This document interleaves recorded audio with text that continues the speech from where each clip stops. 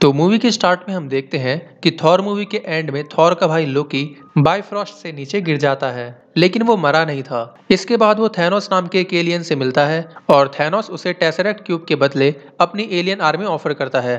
Tesseract एक powerful infinity stone है जो कि थैनोस को अपने गॉन्टलेट के लिए चाहिए होता है, जिससे कि वो अपने एक बहुत बड़े प्लान को अंजाम देने वाला था। लोकी उसकी बात मान जाता है क्योंकि वो एसगर्ड का तो राजा नहीं बन सका, तो इसलिए वो उस आर्मी की हेल्प से अर्थ पर राज करना चाहता था। इस काम के लिए लोकी को एक जादुई छड़ी दी जाती है। इसके बाद हमें अर्थ पर शील्ड नाम की एक खुफिया एजेंसी को दिखाया जाता है जहां पर वही टेसरेक्ट रखा गया था। इसके बाद हम देखते हैं कि निक फ्यूरी एक साइंटिस्ट की हेल्प से उस टेसरेक्ट पर कुछ रिसर्च कर रहे होते हैं, क्योंकि उस टेसरेक्ट में कुछ खराबी आ गई थी। वो आउट ऑफ कंट्रोल हो गया था और निक फ्यूरी चाहकर भी उसे कंट्रोल नहीं कर पा रहे थे।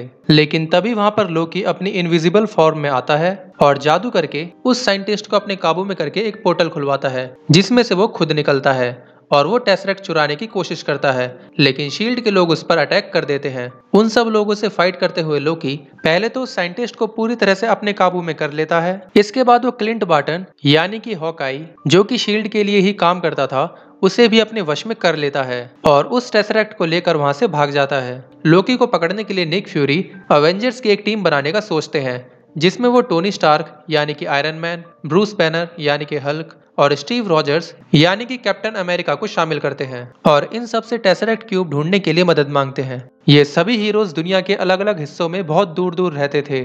दूसरी तरफ वही साइंटिस्ट जो कि अब लोकी के वश में थे और अब लोकी के लिए ही काम करते थे, वो एक बहुत बड़ा पोर्टल खोलने के लिए एक न्यू मशीन बनाते हैं, लेकिन उसके लिए उन्हें इरिडियम नाम के एक एलिमेंट की जरूरत थी जो कि जर्मनी में था। अब क्योंकि क्लिंट बार्टन भी लोकी के ही वश में था, तो वो उस एलिमेंट को चुराने के लिए जर्मनी जाता है। जब वो उसे चुराने जाता है तो लोकी भी अपनी मैजिक से उसकी हेल्प करता है।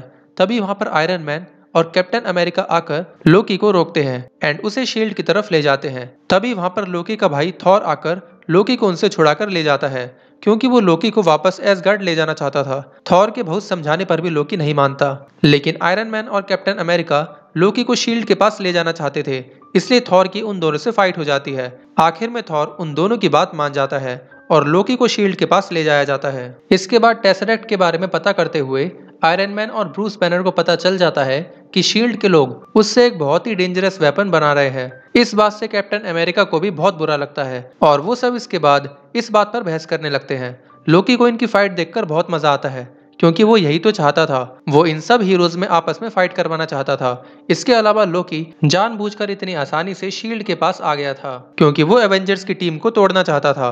वो चाहता था कि जब उसकी एलियन आर्मी अर्थ पर आए तो उसे रोकने वाला यहाँ कोई ना हो।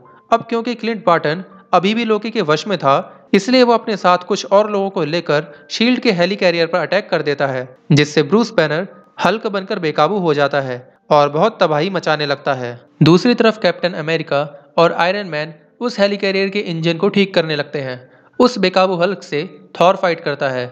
फाइट के दौरान हल्क उस हेली कैरियर से नीचे गिर जाता है। इसके बाद लोकी थॉर को भी वहां से नीचे गिराकर खुद वहां से भाग जाता है। दूसरी तरफ नताशा यानी कि ब्लैक विडो, जो कि शील्ड में ही काम करती थी, क्लिंट से फाइट करके उसे बेहोश कर देती है, जिससे वो लोकी के काबू से बाहर हो जाता है। इस इंसिडेंट के बाद सब समझ जाते हैं कि उन्हें एक होकर ही इस लड़ाई को लड़ना होगा। इसके बाद सब फिर से एक हो जाते हैं। दूसरी तरफ वो साइंटिस्ट उस मशीन को लगभग तैयार कर चुका था, लेकिन उसे स्टार्ट करने के लिए बहुत ज्यादा इलेक्ट्रिक पावर की जरूरत थी। इसके लिए वो उस मशीन को स्टार्क टावर पर लगा देते हैं, क्योंकि वहीं से उन्हें उतनी पावर मिल सकती थी। आयरन मैन वहां आकर उस मशीन को रोकने की कोशिश करता है, लेकिन वो मशीन बंद नहीं होती। इसके बाद वो मशीन एक पोर्टल ओपन कर देती है, जिसमें से चित्तौरी आर्मी अर्थ पर आ जाती है, जो कि पूरे शहर पर हमला करके सब कुछ तबाह करने लगती है। ये पूरी सेना लोकी के इशारों पर काम कर रही थी। इसके बाद Thor, iron man, Hulk, captain America, Hawkeye और ब्लैक विडो ये सब मिलकर उस चित्तौरी आर्मी से फाइट करते हैं और इस टीम को ही एवेंजर्स की टीम कहा जाता है। लेकिन ये आर्मी इतनी बड़ी थी कि एवेंजर्स भी इनसे लड़ते लड़ते परेशान हो गए थे।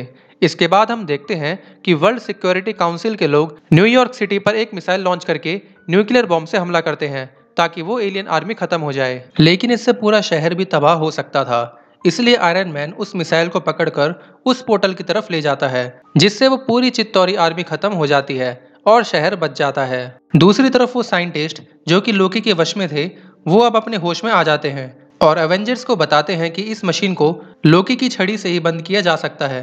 इसके बाद ब्लैक विडो लोकी की छड़ी से उस पोर्टल को बंद करने लगती है, लेकिन आयरन मैन अभी भी उस पोर्टल में ही था। उसके सूट का पावर खत्म होने की वजह से आयरन मैन तेजी से उस पोर्टल से निकलकर नीचे गिरने लगता है, लेकिन हल्क उसे बचा लेता है। इसके बाद वो एवेंजर्स लोकी को भी अरेस्ट कर लेते हैं। इसके बाद थॉर लोकी को लेकर एसगार्ड की तरफ निकल जाता है और अपने साथ वो टेसरेक्ट क्यूब भी रख लेता है ताकि कोई धरती पर उसका मिसयूज ना कर सके। इसके बाद सभी हीरोज फिर से अलग होकर अपनी अपनी रोजाना की नॉर्मल लाइफ जीने लगते हैं। पूरी दुनिया भी एवेंजर्स की फैन बन गई थी। निक फ्यूरी भी एवेंजर्स बनाने के अपने इस डिसीजन से खुश थे और उन्हें यकीन था कि जरूरत पड़ने पर एवेंजर्स जरूर वापस आएंगे और सबकी हेल्प करेंगे। मूवी के एंड में हमें थैनोस को दिखाया जाता है जो कि अभी भी खुश था क्योंकि उसके पास अभी भी एक बहुत बड़ा प्लान था। और इसी के साथ ही मूवी एंड हो जाती है।